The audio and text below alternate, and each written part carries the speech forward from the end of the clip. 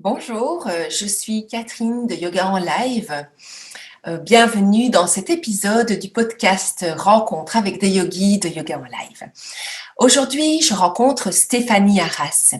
Stéphanie est professeure de yoga, Strala Yoga, et également thérapeute en naturopathie et en psychogénéalogie holistique.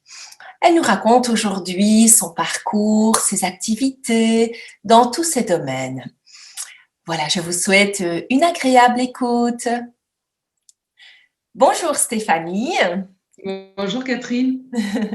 Je suis enchantée de te retrouver aujourd'hui dans le podcast de Yoga en Live, Rencontre avec des yogis. Et donc Stéphanie, tu es thérapeute en naturopathie et en psychogénéalogie holistique et également professeure de yoga. Oui, Et donc, j'aurais voulu savoir si tu voulais bien, déjà pour commencer, te présenter en quelques mots. d'accord. Déjà, je te remercie pour cette rencontre qui me fait très plaisir à moi aussi. Et Mhm. en plus, c'est intéressante sur le fait de me présenter comme à la fois professeur de yoga et naturopathe, puisque aujourd'hui, c'est encore des pratiques qui ne sont, que je ne pratique pas ensemble, en fait, hein, que je fais séparément. J'ai commencé par être naturopathe. J'ai commencé à pratiquer il y a une dizaine d'années. Et je me suis formée d'abord avec quelqu'un qui avait une vision assez classique de la naturopathie et en même temps vraiment très hygiéniste, c'est-à-dire basée sur le fait que le corps sait quoi faire pour se soigner. Et moi, c'était très important pour moi parce que je me suis rendu compte en ayant mon premier enfant que pour moi, j'avais la sensation que je savais quoi faire. Moi, j'ai été élevée avec les huiles essentielles, avec une alimentation bio, donc je savais à peu près quoi faire pour moi, mais j'étais un petit peu perdue pour mon enfant. Et puis, je me suis rendu compte que j'allais voir mon pédiatre dès qu'il avait le nez qui coulait, ou tout ça, parce que j'avais l'impression que je ne saurais pas pour lui.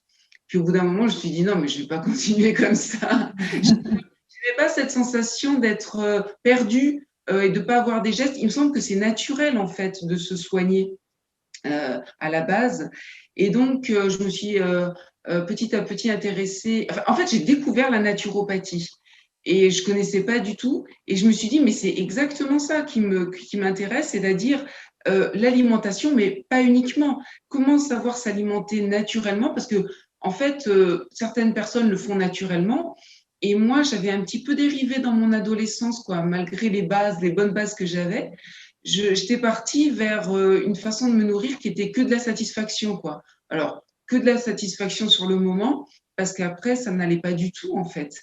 Donc, j'étais Veux-tu allée dire peut-être par que de la satisfaction, quel genre peut-être de nourriture tu mangeais à que cette du époque-là? sucré, que du sucré et à base de pâtes, quoi, en fait, hein, des viennoiseries, des biscuits Ah oui. ou des pâtes même, enfin, tout ce qui se transforme en sucre dans le corps. Et je me suis rendu compte que la naturopathie, c'était aussi se soigner avec des outils naturels, en fait, comme les huiles essentielles, ce que je connaissais déjà, des tisanes, et puis aussi des pratiques physiques liées au sommeil, à la gestion du stress, également un mental apaisé, voilà, tout ce qui était méditation, tout ça. Donc ça m'allait très bien parce que ça me semblait être des piliers qui étaient pour moi l'essentiel pour aller bien. Donc j'ai fait une première formation il y a longtemps, donc avec Alain Rousseau. Puis après, j'ai fait une autre formation avec Claudine Camprini qui était un peu plus basée sur, enfin qui prenait un peu plus en compte le côté psychologique que je n'avais pas eu dans la première formation et qui pour moi est vraiment essentiel. Soi-même être considéré avec toutes nos différentes couches, hein, le physique, le mental, l'émotionnel et le spirituel. Hein, c'est vraiment, on est tout ça. Et puis après, j'ai rencontré Irène. Alors ça, c'était il n'y a pas très très longtemps, c'était en 2018. Et je suis allée crescendo avec elle. Je connaissais le cru et c'est là que ça fait le lien avec le yoga. Mais ça ne m'intéressait pas du tout. Je me disais, mais c'est un truc de dingue, quoi, de manger que cru. Ces gens-là me semblaient vraiment très très bizarres. Et parallèlement, à un moment donné, moi, je faisais du yoga depuis que j'avais 15 ans, mais voilà, je me suis dit, ouais, j'aimerais bien aller un peu plus loin. Donc, c'est vrai que le fait d'aller vers le professorat, c'est de toute façon aller un peu plus loin pour soi.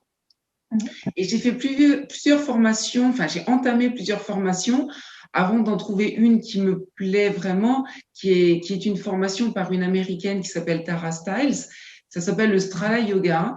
Et en fait, moi, ce qui me plaît là-dedans, c'est que c'est les postures de Hatha Yoga, mais liées par des mouvements qui ressemblent, qui sont inspirés du Tai Chi. Et ça Oui, donne un yoga. Ouais. oui, et je t'avoue que je ne connaissais pas du tout. Donc, voilà, je me suis dit que tu allais m'expliquer aujourd'hui.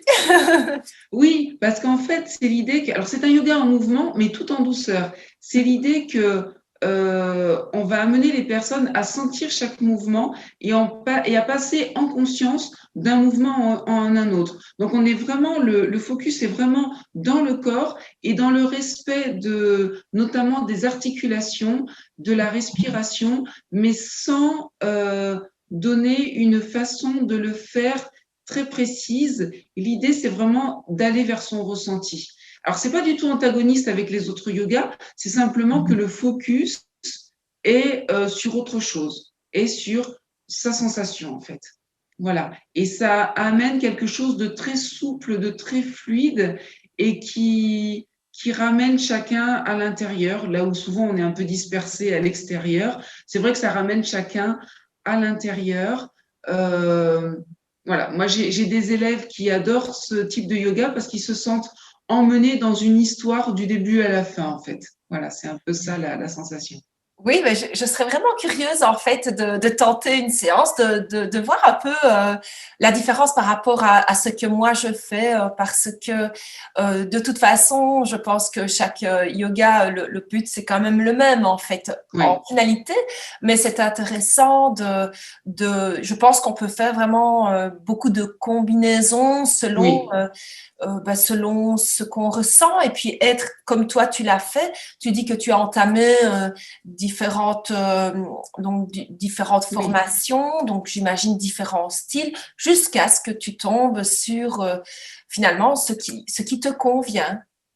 Oui, parce que ça ressemble vraiment à quelque chose qui représente la vie pour moi, parce que c'est en mouvement et parce que ça respecte mon rythme à moi. Moi, je suis un peu lente, voilà. Et, euh, et donc, je transmets ce que je ressens, en fait, hein. Oui. Donc, voilà. Et donc, j'ai commencé à donner des cours de yoga, et puis un petit peu, et puis ça a amplifié, et j'avais très, très envie de donner beaucoup de cours. J'avais vraiment envie de me plonger dans le yoga, Mhm. et j'en suis venue à donner 13 cours par semaine. Oh, Et en fait, il y en avait un peu à toutes les heures, et notamment sur l'heure du midi. Et moi, je ne pouvais pas manger un repas à un moment donné qui me satisfasse pour à la fois être bien nourrie et être à l'aise pour donner un cours de yoga. mhm. Donc, c'est là que j'ai commencé à manger des fruits le midi. Fruits frais, fruits secs sucrés, fruits à coque. Je me faisais des mélanges qui m'allaient bien et c'était nickel. Je tenais bien jusqu'au soir. Ça me posait vraiment aucun problème. Ouais. À un moment donné, j'ai eu envie d'aller un peu plus loin et de voir ce que ça donnait de manger une journée entière que de l'alimentation vivante. Et c'est là que j'ai rencontré Irène Grosjean. Ah oui, oui, oui, tout à fait. Et donc, tu disais que tu avais donc fait la formation avec Irène Grosjean. Donc, je serais ravie, moi aussi, de faire, de faire cette formation, puisque Sacrée je expérience. viens de suivre récemment son stage en ligne, La vie en abondance. Je t'avoue que j'ai personnellement vraiment envie d'essayer. Je fais déjà des choses comme toi, donc l'extracteur à jus. C'est un investissement que j'ai fait il y a déjà quelques temps. Mm. Et puis le blender aussi. Et là récemment, le déshydrateur. Et puis les graines germées aussi. Oui, Et puis, voilà, je crois réellement, en fait, dans tout ce qu'elle dit, même si c'est vrai que si, personnellement, il y avait un moment où on me disait, non, le cru ne te convient pas parce que moi, j'ai fait aussi des études en médecine traditionnelle chinoise, donc le massage tuina. Oui. Et là, on dit que le cru, ça va agresser la rate Oui. et voilà. Et donc, du coup, c'est vrai que depuis que j'ai suivi ce stage en ligne, euh, je comprends en fait que, donc, comme Irène le dit, pour te guérir, je vais d'abord te rendre malade. Et donc, le fait qu'on soit ballonné, que voilà, il faut nettoyer et que finalement le corps, il est fait à la base pour manger essentiellement des fruits. Et donc, je pense réellement que c'est vrai en fait. Et donc, je suis en train de justement moi-même de modifier certaines choses. Je me suis mise aux soupes crues chaudes, puisque à cette Super. heure-ci, on est en hiver toujours. Oui. Et donc c'est super pratique, ça va vite pour le plat préparé. Ouais, Alors, c'est ça coûte chouette. moins cher parce qu'il y a beaucoup moins d'ingrédients, en fait, hein. Ouais. On est étonné de la quantité et voilà, c'est super rapide. Et puis, on a cet aspect chaud. Après, j'en ai essayé plus pour l'instant 4. Mais finalement, c'est de voir que, comme tu dis, on peut vraiment combiner euh, plein d'approches différentes qui finalement ramènent, j'ai envie de dire, ça ramène au même but. Je pense, c'est d'être en connexion avec la nature, que ce Oui. soit, donc on a parlé de la naturopathie, donc voilà, je sens que ça m'appelle aussi ce renouveau vers la nature qui, je pense, est nécessaire à tout point de vue dans notre société, hein, cette reconnexion et donc le yoga pratiqué dehors quand on peut, tout ça c'est un tout, ça forme un tout. Et puis on n'a pas encore parlé tu fais aussi la psychogénéalogie holistique, alors est-ce que tu peux nous en toucher un petit mot?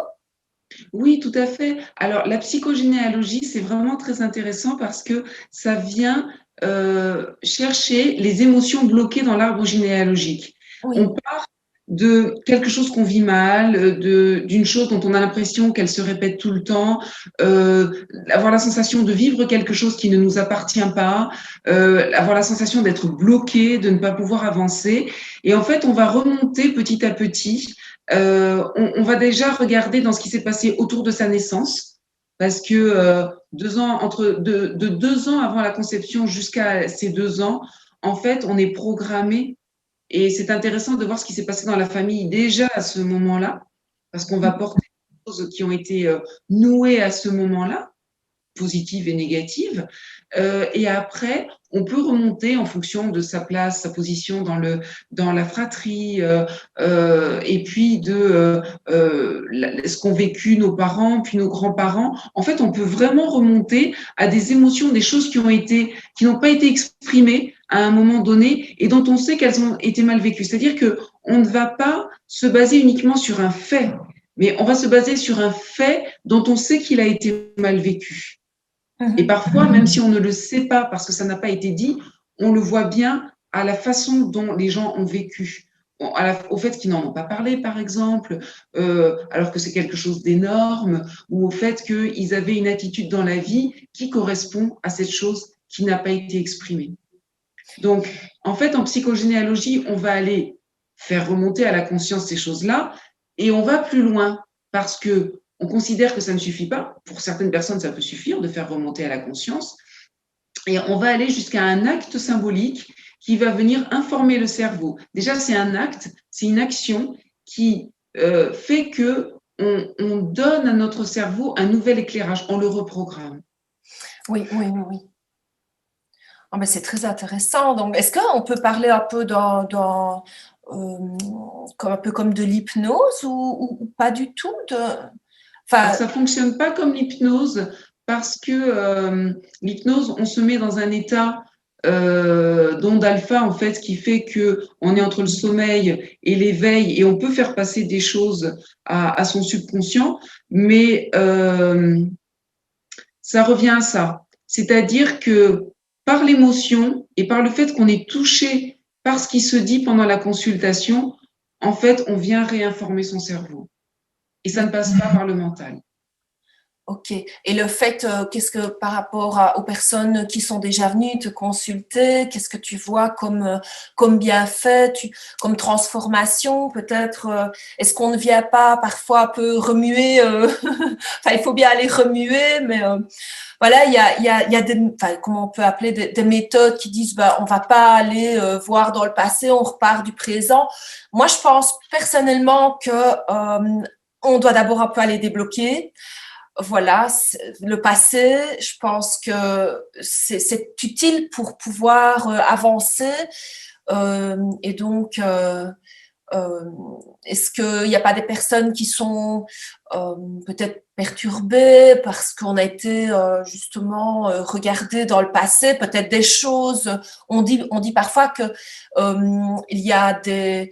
Enfin, je pense que ça peut être un peu chez tout le monde. On a des blessures qui sont parfois des petites blessures, mais qui ont quand même un impact, mais qui sont bien souvent complètement inconscientes. Et donc, on bâtit notre vie sur ce qu'on peut appeler les fausses croyances aussi, mais qui sont issues de peut-être quelque chose que nos parents nous ont dit, mais ça nous a marqué. Après, forcément, ça peut aller plus loin dans des blessures plus profondes, évidemment, des ASS, des choses comme ça. Mais comment est-ce que les personnes peuvent traverser ça, en fait? En fait, les personnes qui viennent me voir, en général, elles sont prêtes à faire une démarche. Ça dépend à quel point elles sont prêtes. Et tu sais, c'est comme en alimentation vivant, il faut s'écouter. C'est nous qui savons le mieux ce qui nous convient. Et effectivement, il y a certaines personnes qui vont être bousculées, mais bousculées dans le sens ça m'est rarement arrivé. Simplement, c'est des personnes qui vont mettre le haut là. Dès la première séance ou à une séance à un moment donné, elles vont dire, en fait, là, j'ai pas envie d'y aller. Et il n'y a aucun souci. Simplement, c'est elles qui amènent quelque chose. En général, elles sont prêtes à faire le pas, mais pas toujours. Et c'est pour ça que les autres techniques qui ne vont pas rechercher dans le passé peuvent être utiles pour ces gens-là pour qu'ils n'aillent pas vers la maladie. Tu vois, pour moi, il y a plusieurs degrés. C'est-à-dire que les méthodes qui ne vont pas chercher dans le passé, elles vont t'aider à faire un pas là tout de suite pour sortir de quelque chose qui t'empêche d'avancer. Mais je suis complètement d'accord avec toi que pour être complètement libéré de quelque chose, il faut aller chercher. Il faut aller chercher quel est le nœud. Quelle que soit la façon, il n'y a pas que la psychogénéalogie, hein. On peut le faire par d'autres façons. Oui, simplement, si on a engrammé quelque chose qu'on ne va pas faire ressortir, eh ben en fait, petit à petit, on va vers la maladie. Ça va venir vraiment se manifester encore plus dans le corps. oui, oui, oui. Ben, c'est un peu comme le yoga finalement. Le yoga, c'est une purification. Et donc, effectivement, aussi de nouveau, hein, comme je l'ai vu dans le stage, donc avec toutes les purifications proposées au niveau du corps physique, hein, par les purges notamment, donc je n'y suis pas encore arrivée. Oui, bah vas-y à ton rythme. Oui, bien C'est sûr, important. voilà. Mais donc finalement, au jour d'aujourd'hui, bon, même si au jour d'aujourd'hui, nous sommes dans une période particulière avec le Covid, donc la Covid, donc forcément, voilà. Mais autrement, est-ce que tu peux nous dire donc tes activités, donc tu as toujours essentiellement tes cours de yoga, donc 13 cours par semaine, c'est toujours ce que tu avais au moment où c'est arrivé, donc le confinement, Le etc. confinement, non, en fait, j'avais diminué parce que j'ai compris en fait que c'était trop pour moi. J'étais allée trop loin et ça ne me convenait pas. Donc en fait, maintenant, je ne donne plus que je ne donnais plus que 3 cours par semaine qui se sont arrêtés parce que 2 sont dans une salle municipale et le troisième est dans une entreprise et qu'ils sont quasiment tous en télétravail. Donc, c'est plus du tout à l'ordre du jour et je peux pas passer en visio. Donc, c'est vrai que mon activité de yoga, là, elle est en pause. Oui. Moi, je fais sur moi et j'ai fait, à un moment donné, j'ai bloqué le salon et, et j'ai fait une vidéo. Et cette vidéo, je l'ai envoyée à mes élèves et certains sont ravis parce que les pauvres, ils la font en boucle, mais voilà quoi. Je vais proposer tes services parce que moi, je suis Bon, après, moi, c'est pas du Strala Yoga, hein. oh, voilà, mais au moins, tu vois, ils peuvent avoir une interaction et c'est intéressant. Et c'est, voilà, si je leur dis que je connais, ça peut être intéressant, que je te connais, ça peut être intéressant pour eux d'aller voir. Parce qu'effectivement, il y en a qui le vivent bien parce qu'ils sont peut-être bien entourés, bien équilibrés et qu'ils se disent, bon, ok, c'est une période et puis voilà, de toute façon, on en sortira à un moment donné. Je sais qu'il y a des gens qui le vivent mal, notamment des gens qui sont seuls et qui paniquent ou qui sont angoissés quand il se passe des choses de cet ordre-là, que va être le futur, on peut rien planifier, voilà. Et je sais que pour ces gens-là, la vidéo, eh ben, ça les soutient. Moi, j'ai rencontré une amie qui prend des cours avec moi d'habitude, qui me dit, je fais ta vidéo tous les jours. Donc, c'est la même vidéo. Donc, ça veut dire que elle me dit, ah, c'est important pour moi. Voilà. Donc, c'est là que le yoga devient un soutien, mais extraordinaire. Je pense qu'il va falloir rebloquer ton salon là, hein. Je pense que voilà, tu vois, tu peux enregistrer 2, 3 séances supplémentaires. Tu bloques pour une matinée ou une après-midi et hop, tu enregistres et puis tu envoies. Et puis ben, bien sûr, nous c'est vrai que le concept de yoga en live, voilà, ce sont des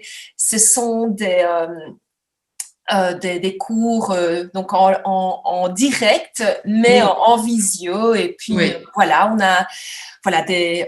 aime ou on n'aime pas, il faut en tout cas au moins essayer. Et puis bah, c'est vrai que heureusement qu'on a, voilà, comme nous on est, j'ai le plaisir de te rencontrer alors que je pense qu'il y a plus ou moins 1000 kilomètres qui nous séparent, hein, Oui, plus ou tout moins. à fait. Tu es Ouais. à Avignon, c'est ça, Ouais, hein, ouais, ouais. près d'Avignon. Au moins 1000 kilomètres, ouais, je pense. Ouais. Donc voilà, c'est pas tout près et puis donc voilà, grâce à ça on peut faire tout ça et puis je ne sais pas si ta formation en yoga, est-ce que tu l'as faite près de chez toi ou c'était puisque c'est une américaine, je ne sais pas si ça existe en France le Strala Yoga. Alors, en fait, bon, maintenant, il y a quelques personnes qui sont formées en France. Il y a un site qui montre un peu qui fait du Strala Yoga en France. Moi, j'ai été formée en Hollande et sinon, elle venait aussi en Angleterre. Donc, elle a fait des choses, à part les États-Unis, c'était, elle est basée à New York, c'était l'Angleterre et la Hollande. Et c'était le côté sympa aussi de rencontrer des gens d'un peu partout avec qui on est toujours en lien. Et c'est vrai que c'est une atmosphère qui me plaît beaucoup, même si je ne sais pas si je pratiquerai toujours ce yoga. Voilà, je suis curieuse. J'irais bien voir d'autres yogas, quoi, en fait. Oui, mais c'est vrai que la vie est un cycle, là, donc Oui, voilà, on a parfois envie de ça, et puis ben, on sent que notre énergie tourne vers autre chose. Voilà, on rencontre d'autres personnes, et puis et c'est ça qui est chouette aussi. et Et les rencontres de profs, je trouve ça intéressant aussi. Oh, intéressant, par exemple, ah tu ben vois. oui, et puis grâce à toi, ben, j'ai découvert voilà le Strala Yoga. Voilà, j'ai même entendu parler, donc c'est voilà, c'est intéressant. Et ben alors tu as un petit programme hein, sur internet que tu as créé donc autour des graines germées. Et donc je ne te l'ai pas dit avant, mais donc je l'ai suivi. Oui, J'ai oui, oui. regardé tes vidéos, donc pour ben voilà, peut-être tu peux. Je pense que c'est assez récent tes vidéos, donc si tu veux Oui. en parler, nous expliquer pourquoi aussi tu as fait ces vidéos. Bah, en fait, l'idée, c'était de donner un petit coup de pouce à notre énergie, à notre vitalité, et de façon simple. Et en fait, les graines germées, c'est juste magique, quoi, en fait, hein, parce que c'est la plus fraîche des salades, à part si on a un potager, c'est la plus fraîche des salades qui est là à portée de main dans la cuisine. Donc, c'est vrai que moi, j'ai un petit peu tâtonné pour me lancer au départ. Ça marchait pas toujours. Et là, j'ai eu envie d'expliquer comment on peut le faire vraiment simplement, sans aucun matériel particulier, avec ce qu'on a chez soi, avec peut-être même déjà des graines qu'on a chez soi, qu'on utilise cuites. Et en fait, ça peut être un début vers l'alimentation vivante, parce que moi, c'est vraiment ce qui me plaît dans l'alimentation vivante. Et en fait, après avoir fait tremper et arroser quelques jours, on a quelque chose qui est riche en protéines, mais plus que la viande, mais beaucoup plus que la viande, et avec tout ce qu'il faut dedans, hein, parce qu'on parle souvent de tous les acides aminés et tout, il y a tout, qui est riche en à peu près toutes les vitamines et tous les minéraux. Donc, globalement, ça et des fruits, on pourrait se nourrir de ça. Donc, c'est déjà, je veux dire, en termes de survie, si on se dit, bon, c'est quoi l'essentiel? On pourrait se Oui. dire, bon, ben voilà, on pourrait se nourrir de ça.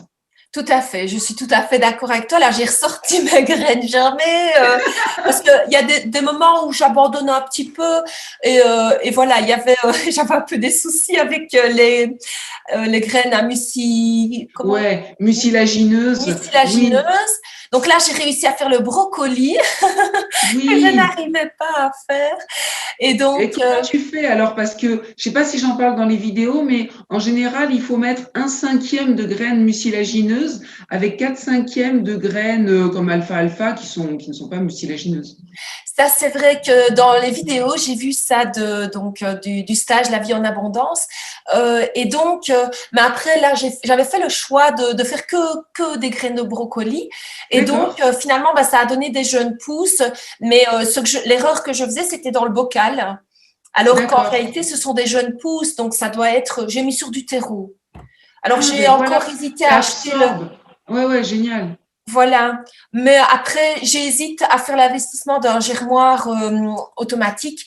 Après, j'attends encore un petit peu. Voilà, j'ai les bocaux de Oui, germination. Et puis avec, mais après, voilà, c'est un petit aspect pratique de tout le temps rincer, matin, soir. Et donc, bah se oui, simplifier la vie. Mais voilà, ça, j'attends un peu. Je viens d'acquérir, donc je n'ai pas encore reçu mon déshydrateur, c'est déjà bien. Et puis, oui, oui, oui. Une étape chose à la fois.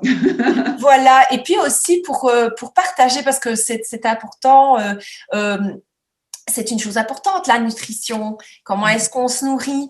Et donc, quand on pratique le yoga, on peut pas, enfin, de toute façon, après, il y a beaucoup d'approches, hein, parce que finalement, si on regarde cette alimentation crue, c'est pas tout à fait ce qui est préconisé, ou peut-être même pas quand tu regardes tout ce qui est Ayurveda, quoi. Tout à Mais fait. mais d'un autre côté, je pense que voilà, il faut déjà tester pour soi-même et oser faire le pas. Mais ce que maintenant j'ai compris, c'est oser ressentir des désagréments dans son corps et ne pas se dire tout de suite, bah, tu vois, ça ne me va pas.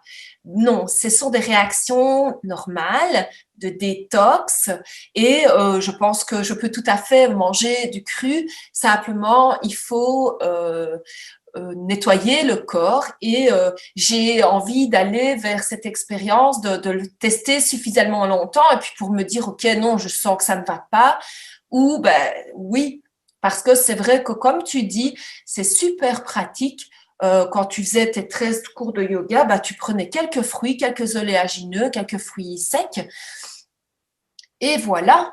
Mais Bah, ça suffit on pour la est journée. fort formaté. Le sandwich à midi, enfin, on est un peu formaté par tout ce qu'on est censé manger. Et cet aspect aussi que je ne fais pas encore, mais c'est de manger juste quand on a besoin, sans Ouais. manger à des heures fixes. Et bon, voilà. Ce sont des choses que je trouve assez intéressantes et que, bon, je suis dans cette phase un peu de test, de découverte. Et Ouais, c'est bien.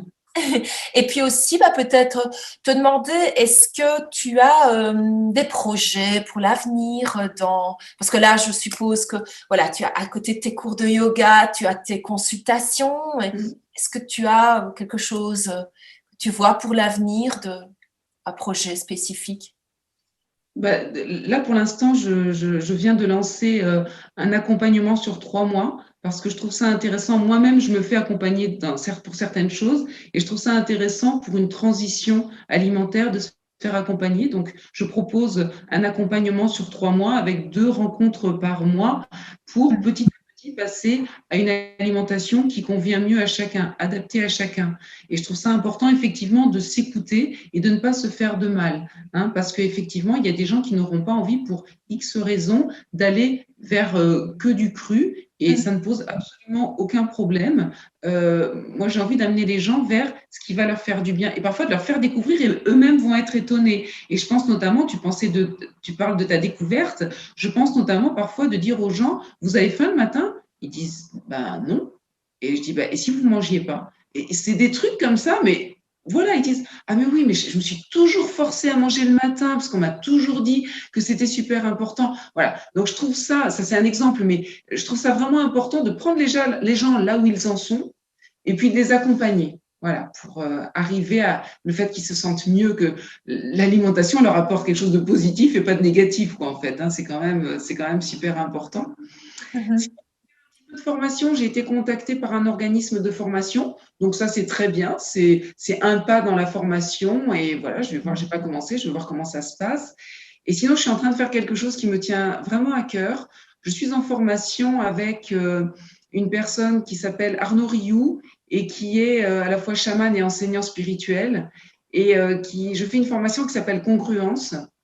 Ça signifie, en fait, d'incarner moi-même ce que j'ai envie de transmettre aux autres. Et donc, alors là, pour le coup, d'aller chercher dans toutes mes zones d'ombre, enfin, essayer en tout cas, avec des outils qui sont le chamanisme, la méditation, le théâtre, parce qu'Arnaud Rioux était comédien, réalisateur et il avait une troupe, et les arts martiaux, avec des rituels autour des fumigations et du tambour chamanique et tout. C'est juste fabuleux. Alors là, pour moi, c'est un grand pas. J'en ai très, très envie, mais c'est un grand pas pour moi. Et je voudrais que ça m'amène à fédérer tous les outils que j'utilise pour ne plus forcément me présenter comme naturopathe, mais dire, je peux vous aider. Alors, je ne sais pas comment le formuler, et j'ai à ma disposition ces outils-là. Oh, c'est magnifique, hein? En tout cas, ça me porte. On l'a senti, hein. En tout cas, moi, je l'ai senti quand tu as commencé à en parler. C'est juste magnifique et j'ai hâte de découvrir ça. Voilà, la suite, quoi. Je partagerai au fur et à mesure que je découvre. Oui, oui, oui. Eh bien, écoute, en tout cas, quel parcours, parce que tu m'as quand même avoué avant que tu es maman aussi de 7 enfants. Voilà. Alors, combiner tout ça avec 7 enfants, donc chapeau, c'est vraiment très, très chouette. Et donc, je suis vraiment ravie d'avoir pu te rencontrer aujourd'hui pour Moi cette aussi, interview. ça m'a fait très plaisir vraiment de te rencontrer et de découvrir ce que tu proposes et qui tu es. C'est un grand plaisir pour moi. Bah, écoute, merci beaucoup. Et puis, ce qu'on fera alors, c'est indiquer dans les notes tout ton site internet et je ne sais pas si tu as une page Facebook aussi. Oui, voilà, on indiquera alors tout ça pour que les personnes puissent te contacter pour si elles veulent, si elles sont intéressées par ce programme. Après, voilà, je ne sais pas si ce programme, tu le fais aussi en ligne ou… Ah ben voilà, donc… C'est soit en cabinet à Avignon, soit en visio. Ah ben voilà, comme ça, ça ouvre à la porte à beaucoup de personnes parce que parfois, il faut avouer que parfois on a envie de quelque chose, mais ce qu'on cherche n'est pas toujours à côté de nous. Oui. Et parfois, justement, à cette époque-ci, on ne peut pas tout faire. Et donc, du coup, de pouvoir faire… Après, c'est sûr que comme moi, je fais des massages, les massages en visio, ça peut être quand même vachement compliqué. mais pour le reste et tout ça, c'est vraiment, vraiment super chouette. Mais c'est ce que tu me disais aussi, parce que toi, tu travailles, les 2 autres professeurs de yoga n'habitent pas à côté de chez toi. Oui. Et c'est ça qui est magique, c'est que vous pouvez être ensemble sur une même plateforme en étant géographiquement dans des endroits très différents. Et moi, l'idée de travailler en visio au départ, c'était de me dire, je peux être mobile géographiquement, tu vois, c'est dans l'autre sens. Moi, je peux être mobile géographiquement et m'occuper de n'importe qui, dans le monde même en fait. Hein. Et bon, je suis pas très mobile géographiquement étant donné les circonstances. Mais voilà, l'idée est là. On peut se rencontrer où qu'on soit. Oui, oui, tout à fait, parce que tu pourrais te dire, tiens, je pars en vacances ou j'habite. Voilà, il y a des personnes qui n'ont pas vraiment, enfin, si, qui ont un domicile fixe, mais qui aiment bien se déplacer pour quelques mois ailleurs, pour quelques mois, et tu pourrais donc dans ce cas-là totalement exercer depuis un autre endroit. Et donc voilà. Mais Voilà. merci beaucoup pour cette interview et puis à Merci à toi, très bientôt, Catherine. Stéphanie. À bientôt. Au revoir. Au revoir.